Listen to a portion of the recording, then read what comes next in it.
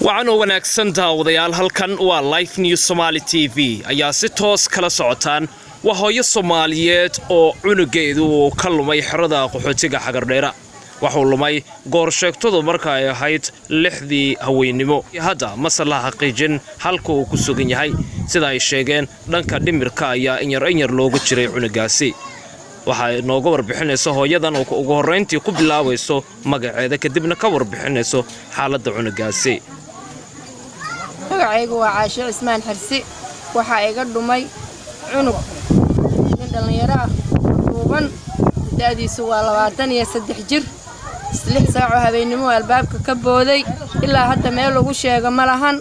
dadweynaha Soomaaliyeed waxaan ka codsanayaa in la caawiyo oo wiilkaas la ii soo raadiyo cidii arrintaasi naxariis la iigu soo hagaajiso way bal hooyo cunugaas had sheegtay dhimirka ayaa loo jiray da ahaan qiyaas markaad qiyaasto ama aad sheegto guud ahaanba daadiisu waa 23 jir magaciisa waxaa la yiraahdaa Siciid Casayr Cabdullaahi Xirsi aad bad mahadsantahay dhamaan ummadda Soomaaliyeed ee waliba inta ku daawanayso xiriyaha qaxootiyada Dadaab gobolka Waqooyi Bari ilaa iyo guud ahaanba koonfurta Wajah maxaad ka codsanaysaa waxaan ka codsanayaa cid alla cidii aragtaa wiilkaas xanuunsan si naxariis leh in la iigu soo hagaajiyo Aawa Cabdullaahi Xirsi haye hooyo bal maxaad maanta maxaad la murugaysan tihiin oo aad la ambakaagsan tihiin maxaa jira waxaan la murugaysanaa wiilkayga lumay wiilka magacii Siciid Casayr marka kugu war dambeysay amay 6 saac noo hurugno fakada waa gartay dhimirka looga jiray aad weyn waa wiil dhooban waxoogaa maxaan dhahay tin yar leh oo sandheer oo macaawi sabar caloosha ka gubguban oo macaawi sabar qabo shaati gacmo dheer iyo faraad gacmo gaab qaba waa kaas okay dhamaan ummadda Soomaaliyeed ee ka daawanayso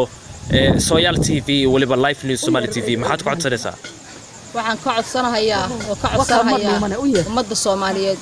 inay wiilkayga waa murugaysanahay hooyo Soomaaliyeed baanahay wiilkayga inay maxaan dhahay meel alle meeshay ku arkaan inay soo baafiyaan oo soo sheegaan hadda sida aad xalayto soo jeeday ilaa haweenadani oo dhan baadgoob baad ku jirteen maxaad yani baadgoobkiin muxuu ahaa maxaad doonayseen wiil baan la wiilka magacii goortuu lumay waa Maymuun Cabdinuur Cigaal la dhaho waxaan baafinaynaa wiil la dhaho Siciid Casayr Cabdullaahi Xirsi oo maxaan ku raraa meelahaas 23 jir meelahaas